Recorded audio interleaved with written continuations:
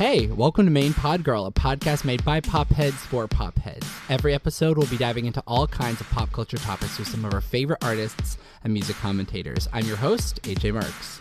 And today's episode is going to be so nostalgic and so fun because we're here to review the year of our Lord 2012 with all its beauty, quirks, and kerfuffles, the year that everyone thought that they were going to die.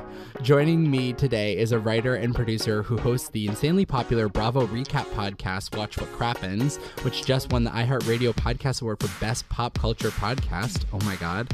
He also writes, directs, and animates the Real Housewives parody series, The Real Housewares of Kitchen Island.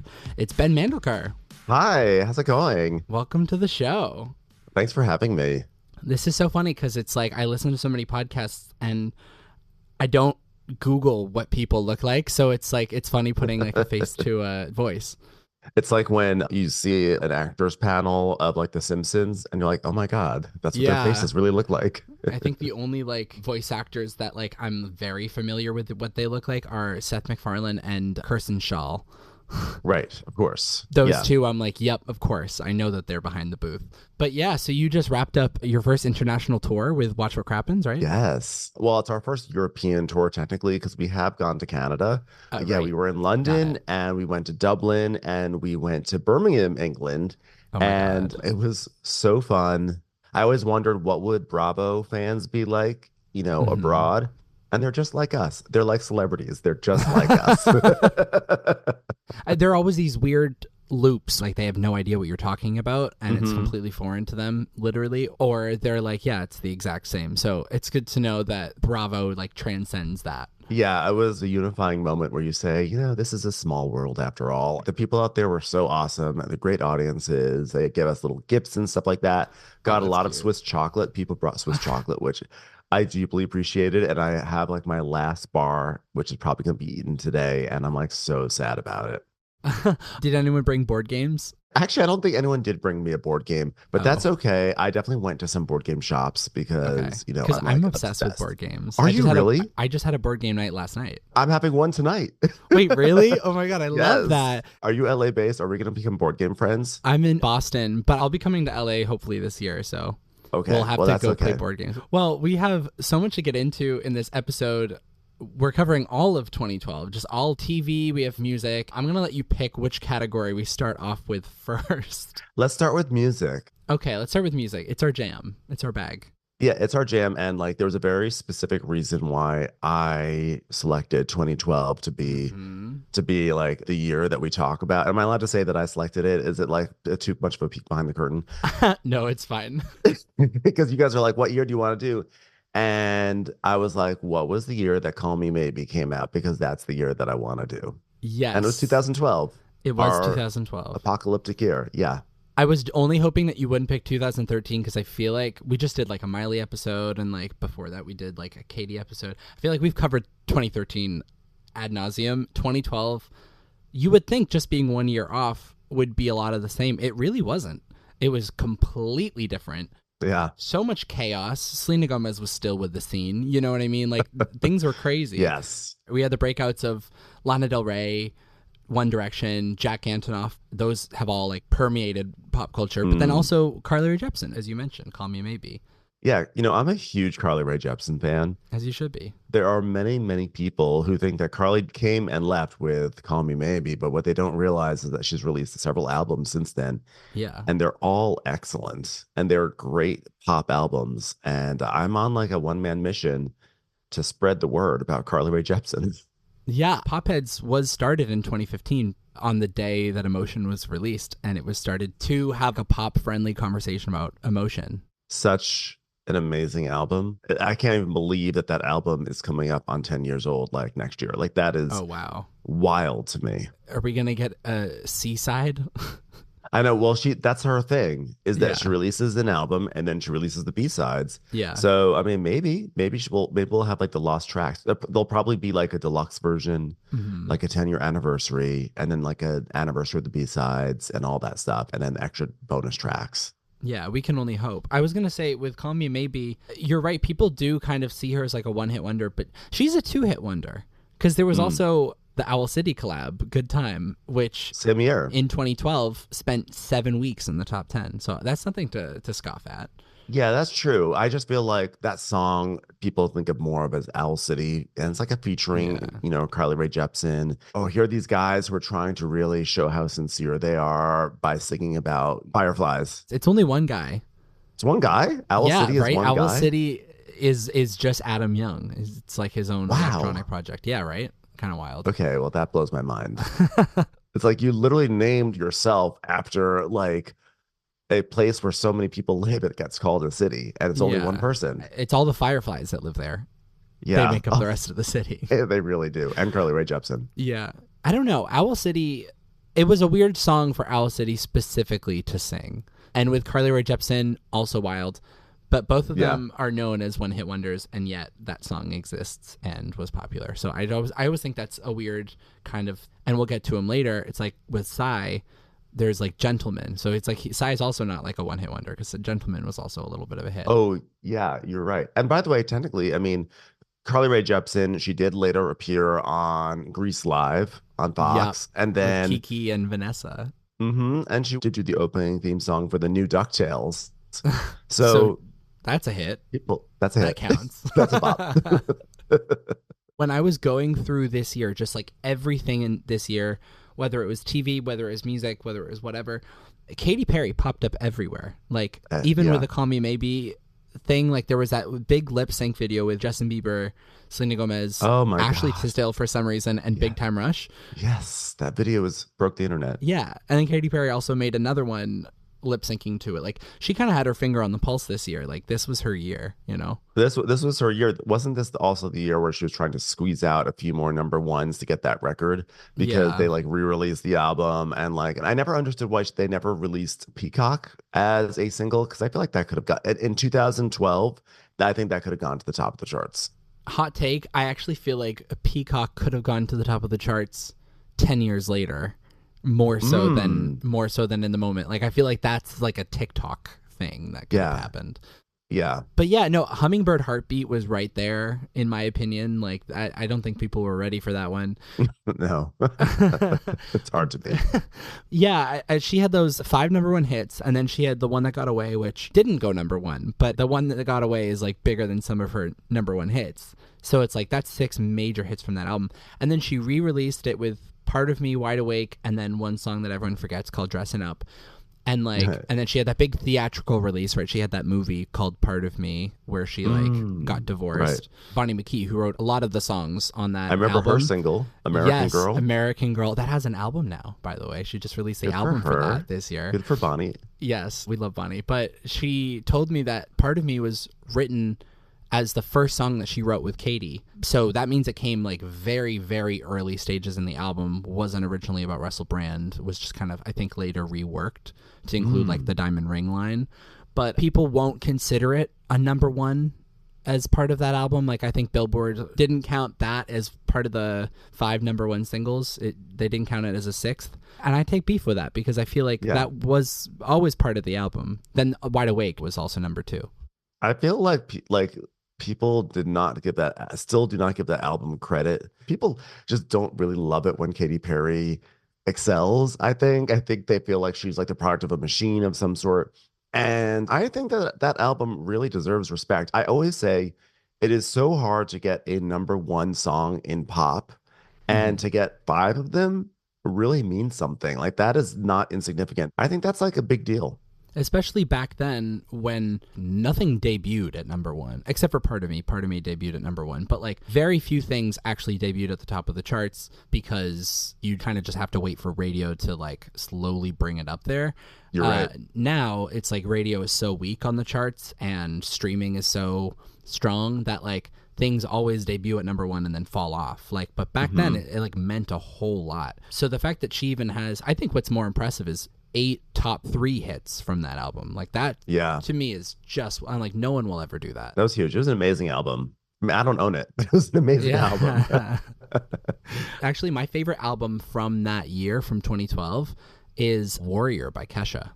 And I know that's kind of Okay. controversial. She kind of hates it because that was like at the peak of the like Dr. Luke trauma for her. But that album is really incredible. Like I still consider that like my personal pop Bible. But that was the one that had Die Young. I don't even think Die Young's in the top 7 best songs on that album. Wow. Maybe not even in the top 10. I truly think every song on that album is golden. And the best songs are the bonus tracks, weirdly enough. Really? Yeah. You know, it's funny because I was just looking right now and I'm like, I don't know if I have an album from that year. This may have been around the time where I was really slowing down on actually buying albums. I remember in 2011, I actually really enjoyed Britney Spears' album, Femme Fatale. And that was, yes. I think I kind of like rode that through 2012. I don't know if I actually had an album that I really bought that was significant in this year, but I can totally see Kesha having a great album.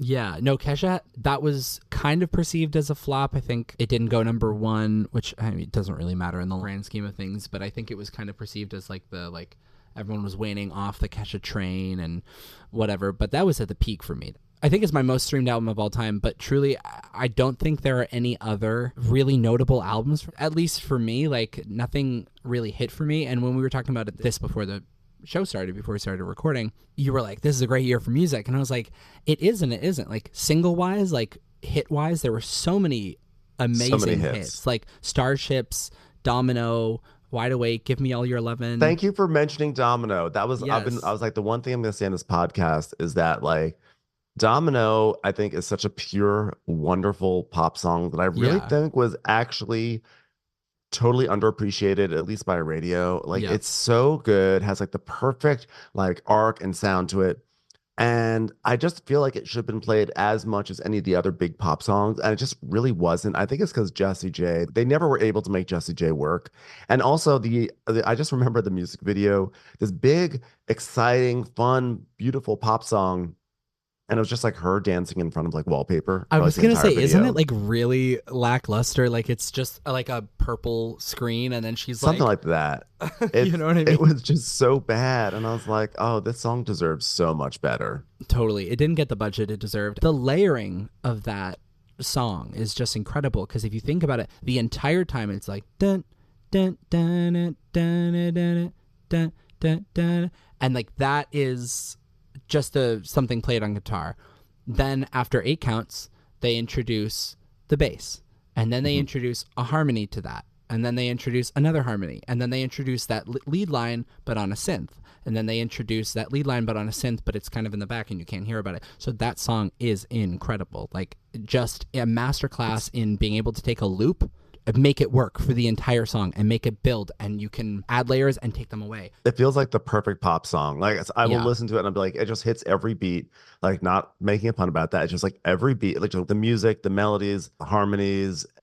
It's just so good. And it's a classic in the UK. When I was there, I remember they played it all the times at the club. It definitely had a tail there because Jessie's British, and so I think, she had more albums there too. Her sophomore album wasn't even released in the US, which I think is wild. Wow. Yeah, like the one with like Bang Bang and everything like that. That was her 3rd album. I just think Jessie J tried and it just never worked. I also remember there was like an MTV and VMA, I think, where she was like the house band, but she had broken her leg the day before. So she was there with her leg out in a cast, like sitting the entire time. And I was like, oh man, this was probably supposed to be a big splash for you. And here you are, hobbled up. Yeah, she's a fighter though. She is. She's a fighter though. She's had health problems her whole life, has been in and out of hospitals forever, and she just keeps on persevering.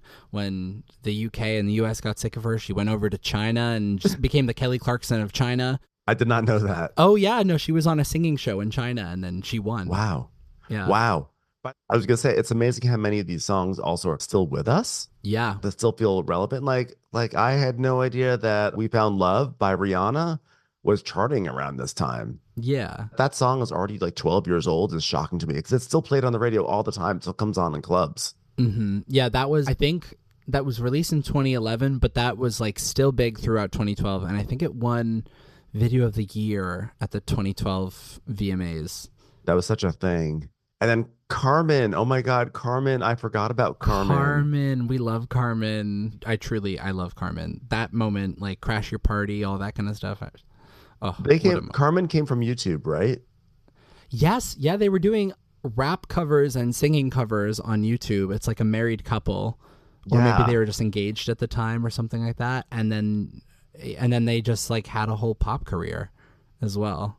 Yeah, I feel like that's like one of our first times that someone from social media jumped over into like the pop charts. And now I think it's like it happens all Totally. the time. This is also year 2 of the LMFAO craze. So this was Oh like yeah. sexy, and I know it, even though it was 2011, like was still big. I think it peaked throughout 2012. Yeah, yes. Yeah, I think this is the last gasp. Yeah, and like even at the Super Bowl, Madonna played the Super Bowl and she brought out LMFAO and she did an LMFAO remix of "Give Me All Your Lovin'."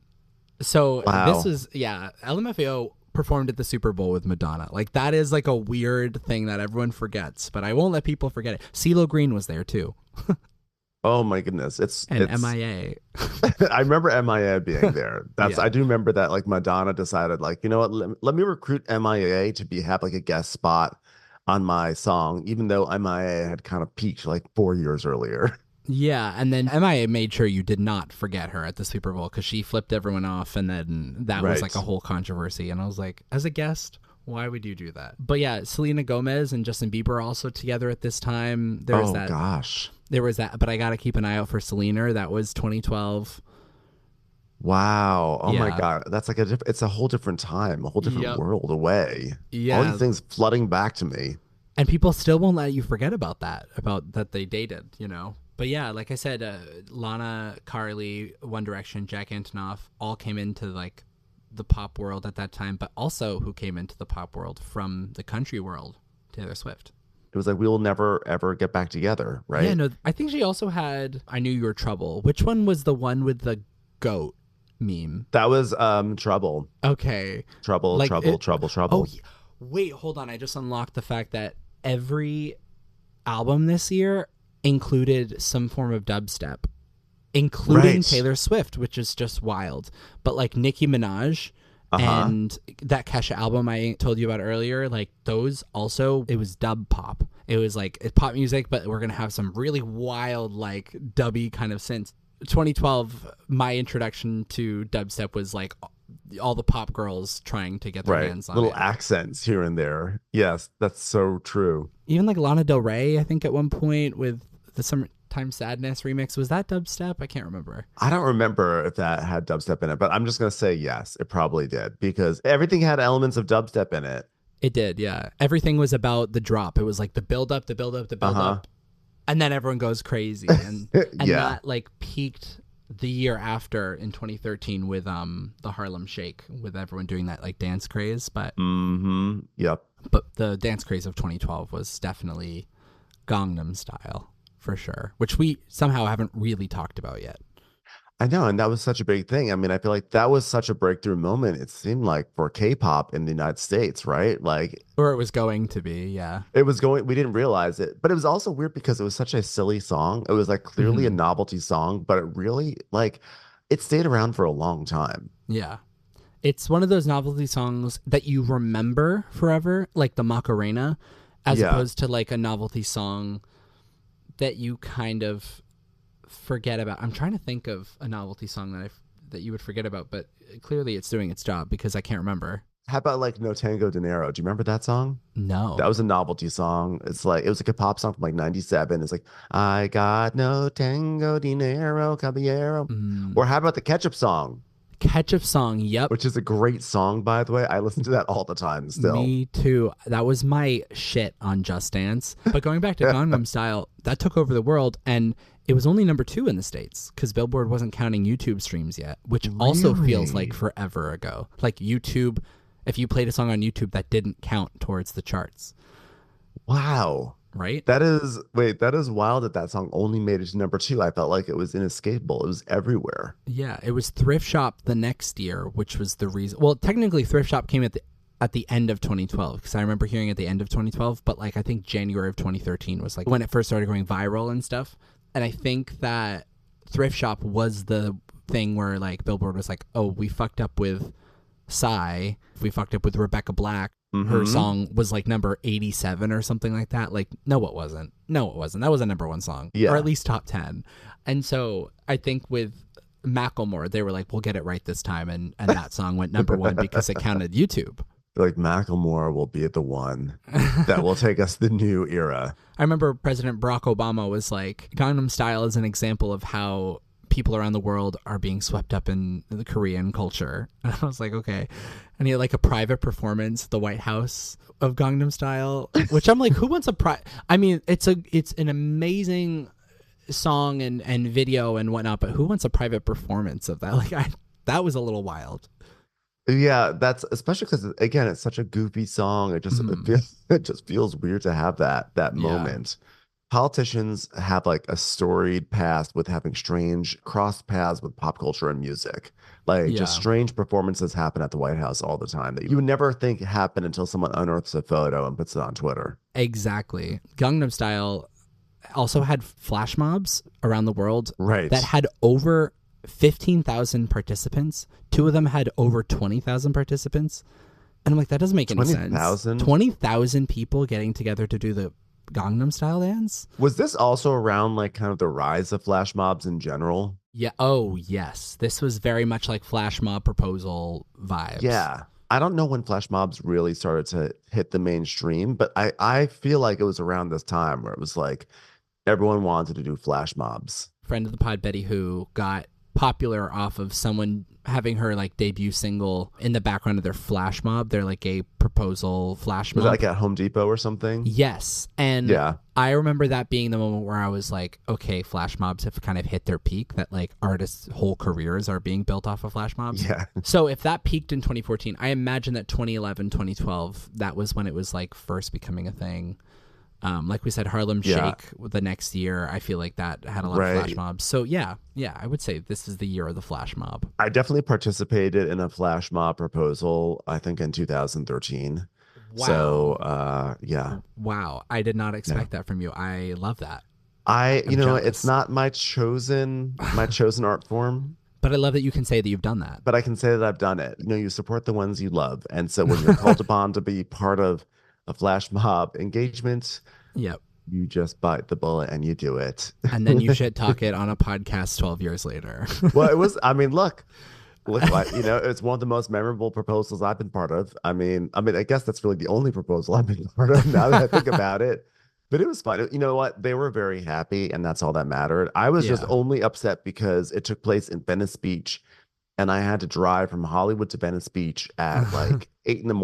on a Sunday. And that was like a crime to me, like to sacrifice sleeping in to drive all the way across the city in Los Angeles. But then once it got there, it was fun. You know what? Let's jump over to TV. I'm going to start with, this is the first thing I thought of, actually, weirdly enough, when you said you wanted to do 2012. Okay. Nicki Minaj and Mariah Carey on American Idol season 12. You know what? What a great place. I actually went to one of those episode tapings. I'd like to add. Stop. Do you go to the one where she goes, not everyone has that? No, I went to the finale, actually, now that I think about it. So that was an interesting season for American Idol because it was one of the last seasons I watched. Yeah. But what was so good about it is I thought that Nicki Minaj was actually like a really good judge. She was pretty she just sort of said how she felt, right? Yeah, she has no filter. Right. She was unfiltered. And Mariah was, I thought they were both like really good, but there was a weird chemistry. And then they also, like, all the men got voted off. Rightfully so. Yeah, the men were bad that season. But you know what it was? It was just, you had these great judges, but you had a bad selection of finalists. I will say, except for Angie Miller, that is my homegirl. Check out her music. Her name's Zaylin now. Oh. Or like her artist name is Zaylin. Her name's still Angie. But she's from Beverly, Massachusetts. So she's like a town over from me. So like that's my homegirl. I started watching that season because of her. And I watched every episode because of her, because she made it to the final 3. And Jessie J was her idol. Do you remember that? Yes, like she was like a massive Jessie J fan. She's like the one Jessie J fan I know. Or like the one Jessie J stan. I do remember there was an episode where that started and Nicki Minaj just wasn't there. And they were like, well, Nicki Minaj isn't here. But then like after a commercial break, she suddenly was there and in a hoodie. And I was like, some shit happened. There was something backstage. She either was late, she wasn't going to come to taping, she was coaxed out of her dressing room. But there's got to be a backstory that I feel like was never really explored. I would love a podcast going through every single episode of American Idol that season, because I think every single episode has its own story. And going back to Zaylin for a second, the not everyone has that comment, I only realized the other day was because Mariah was giving Angie this advice, and she was like, and you have like a beautiful voice and you're singing a song by someone who has like a #1 hit. Not everybody has that. I was like, oh my God, that's where that comes from. That's right.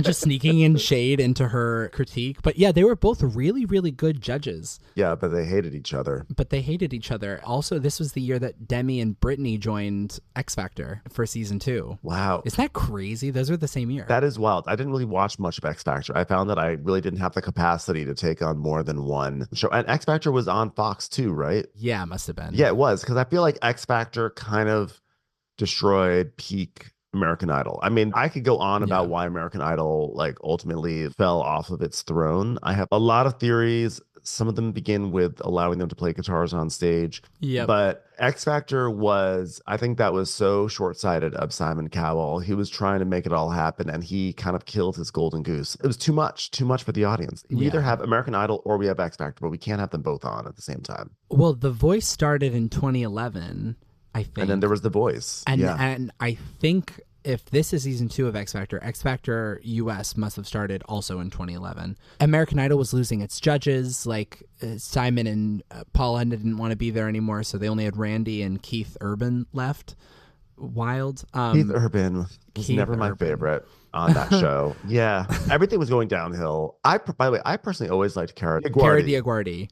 Yeah, I thought she was really good, and people were mean to her, but I thought she was really good. I thought she was maybe one of, if not the best judge that they've ever had. Truly. I mean, like, probably Simon was ratings wise and being iconic and stuff. Simon is probably the best judge they've ever had. But like Cara, I just remember she had like this magnetic energy. She really understood the contestants. I've wanted to get her on the show for so long just to talk to her about everything. But they also had Ellen DeGeneres on that show. I know. That was I didn't hate Ellen as much as everyone did on the show. Yeah. But she didn't add much. She was just sort of nice. People were like, why is Ellen DeGeneres a judge on this show? Well, I think Ellen DeGeneres, and now I'm putting the pieces together in my head as you're saying that, because Ellen DeGeneres did have a record label at the time. She had just started her record label for Grayson Chance, which obviously Grayson later had a big expose, like I think a year or two ago, about how that was a way to just capitalize on him and trap him into things and ruin his career and stuff. But yeah, she was trying to get into the record label business at the time. That makes sense. And so that maybe that's why she agreed to it. Yeah, she would have, obviously there's all the dancing on her show. Yeah. Like there was always like a link of music on her show. So that definitely makes sense. This year, actually, 2012, was the year of Sophia Grace and Rosie. Do you remember them coming on the show? Yes, of course. That was, speaking of Nicki Minaj. Yeah. They have kids now. No way. Yeah, they have kids now. Those girls have kids now. But they were only like 4 when they were on the show. Yeah, I think at age 20 or something like that. That like is a couple of years ago. That is unsettling. Isn't that kind of wild? In my mind, they're just frozen at that age. Yes, that's sort of what happens. They're just frozen at that age and that size. Speaking of being frozen in time, this was the year of series finales, right? You had Gossip Girl's big reveal this year. Yeah, iCarly ended this year. Jersey Shore, Desperate Housewives, Wizards of Waverly Place, Make It or Break It, which is my personal favorite, Weeds, One Tree Hill, and The Glee Project, which it's not as big as the other ones, but I always think is notable. It gave us Alex Newell. Well, the thing is that there was a lot of talk. The Mayan calendar was going to bring the end of times, and I think that maybe they're like, listen, we don't know really what's going to happen, so we better wrap these shows up. let's get the audience what they want, just in case. Just in case we all die. Just in case the end of the world happens, but for some reason people can still watch TV shows, and they were like very upset that there's no resolution. Glee was also supposed to end in 2012. I think the original plan that Ryan said was like he wants to keep Glee going, but once the characters moved away to New York and graduated, he would make that its own separate show, which absolutely should have happened, but it didn't for whatever reason. Something contractual, I don't know. But yeah, so then this was the year that they moved the cast to New York and then infamously like derailed the entire show. This was the year of let's have a Kiki turkey lurkey time. Do you remember that mashup? I was actually not a Glee watcher, believe it or not. Not a Gleek. That was not a Gleek. I actually thought the pilot was amazing. And then I felt like with each subsequent show I watched, I was getting diminishing returns. So I kind of just abandoned it at one point. You're valid for that, because in this list of notes of things that happened on Glee this year, they put Diana Agron in a wheelchair and had her and Artie sing "I'm Still Standing" by Elton John. Oh. So, yeah, if they did like Michael Jackson, Bee Gees, Britney Spears, Whitney Houston episodes this year. Wow. Oh, because Whitney Houston died. That's why they did the tribute to Whitney. Oh, that's right. 2012 was. Yeah. Wow. I consider myself very lucky in that I saw one of Whitney Houston's final live performances. I went to a Prince concert in 2011 when he was doing his 21 night stand in Los Angeles. And every night there were celebrities that came up on stage. And I was there the night that Whitney Houston came up on stage. And she got up there. She did not sound amazing, but like her star power was undeniable. And like everyone knew that this was a special moment. I mean, Prince and Whitney Houston on stage together, like icons of the 80s. Has that ever happened otherwise? I'm not sure. Wow. But she was, unfortunately, I mean, it's a sad story because she was like in a state that night. And so much so that it made tabloids. And then she like checked into rehab the next day. And then I think that I'm not sure that she really performed at all after that, except for the night before she died at that party. She may have performed, I don't know. But it was definitely one of her last performances. But I will say, like, she came up on stage and he had a stage that was in the shape of the Prince symbol. When she came up, she came up twice because Shaka Khan was the opener. So she came up during Shaka Khan. Wild. And then she also came up during Prince. And in both times, she took the mic and she strutted down the long catwalk that is like, you know, of the Prince symbol, the long shaft. Yeah. She just strutted down it, went right to the front of that stage, and she had her hand out and she was singing. And this is not someone who's coming up to just sort of like guess on a thing. This is a superstar who is sort of like reclaiming her turf for like 3 minutes of our time. And then she like went back down into the audience. But like the moment she had that microphone, she was in superstar mode, and it just like radiated across the entire arena. Like it was like, oh my God, like this is amazing what she's doing right now. She's taken over. She has taken over from Shaka Khan. She's told Shaka Khan, you just hang out here for a second. Yeah, this is now my show. Mic. Yeah. And then she sang and then went back. And then she did the same thing with Prince. And it was wild. Absolutely wild. You should actually look into that and see if that was her last ever performance. I will. She also had Sparkle that came out, and I think it came out after she died, and that was the movie she produced and I think starred in with Jordan Sparks. Yep. I saw that in the theaters, actually. Yeah. I only saw that recently. I didn't like it that much, to be honest. But it's not great. It's not a triumph. I was happy for Whitney. I was happy that she had an acting role. Yeah, I was happy for Jordan Sparks too. I thought everyone was really good in that film. I just didn't know if I loved the film. Yeah. But Whitney's always been great with films. Usually, like, she has a good track record with like Cheetah Girls and stuff like that. So I want to at one point make a point to watch all of the Whitney Houston films. You know, Cinderella too. That was an amazing one with Brandy. Yeah, Whitney Houston Film Festival. I think it sounds wonderful. Yeah, just don't end on Sparkle. No, I think maybe that's mid-pack. You put that in the middle. Yeah. You start with something strong, you end with something strong, and you put Sparkle right in the middle. Totally. I think 2012 was a really good year to choose here because there is a lot to unpack. 2013 for me felt like a year where everything transitioned. 2008 was a big year where everything transitioned. 2012, we kept the same president, had a bunch of new pop stars, but they weren't all super big all at the same time right away. Right. But yeah, 2012, kind of just coasting. Coasting with great singles. Loved it. Thank you so much for coming on the show. I appreciate it so much. This was so much fun. Thank you so much for having me. I had a delight. This was a delight talking to you, and I love meeting new board game friends, even if you're all the way across the country. Yeah, well, there are board games online. I'll hit you up. That sounds great. Thank you so much, Ben, for joining me, and thank you to Noah for the theme music. Make sure to rate and review us on whatever podcast platform you're listening to us on right now. See you in the next one.